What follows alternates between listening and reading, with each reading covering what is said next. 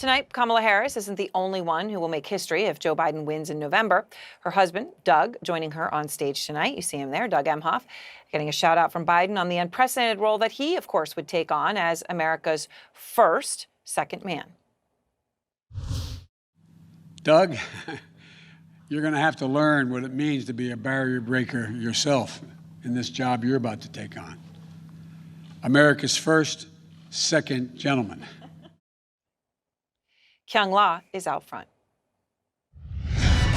Vice presidential candidate Kamala Harris officially takes her historic step forward on the presidential ticket. But it's the man who posed with her at the end, paving his unique path beside her. Husband Doug Emhoff tweeting this with Dr. Jill Biden ready to go. Let me introduce the woman I love. He was an ever-present +1 on the campaign trail as his wife ran for president. Go get him! The quiet guide,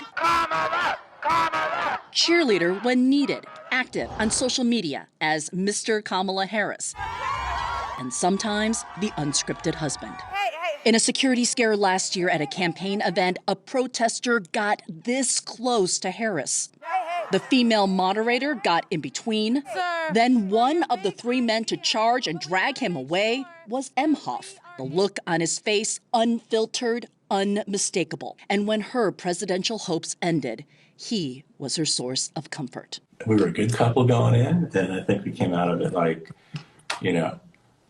A modern husband now wading through barely charted territory. This is only the third woman vice presidential nominee, and so he will be navigating terrain that we haven't really seen in any recent history. I don't know if we're ready for a first lady named Doug. I don't know. Doug, huh? Oh, he is the most fully actualized person you've ever met. The couple met later in life, set up on a blind date by friends. Emhoff, an entertainment lawyer and millionaire, elevated her public servant salary into the 1%. And he brings two grown children, both in their 20s, to their blended marriage. I've had a lot of titles over my career, and certainly vice president will be great.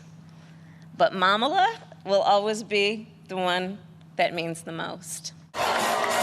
They are reflective of America. Their story is common to a lot of Americans. And I think that is something they can draw upon on the campaign trail to say, look, we're real humans just like you. And voters tend to like that. What's notable to gender politics watchers is how Emhoff is changing the norms for American men. Cueing to other voters, and particularly other men, the need to sometimes step back and lift up women's voices in this process. And that sort of symbolic nod that Doug Emhoff seems to be giving is going to be important too, to perhaps influence future generations of men. Now, Dittmar says women candidates have historically not brought their husbands on the trail or emphasized them too much because of the perception that their accomplishments would overshadow the woman candidate. That's something we should say that men generally don't worry about in politics. But that's not an apparent fear of Kamala Harris and Doug Emhoff. And that, says Dittmar, is progress. But, Aaron, we should point out, today is day one for the Harris train on the VP ticket.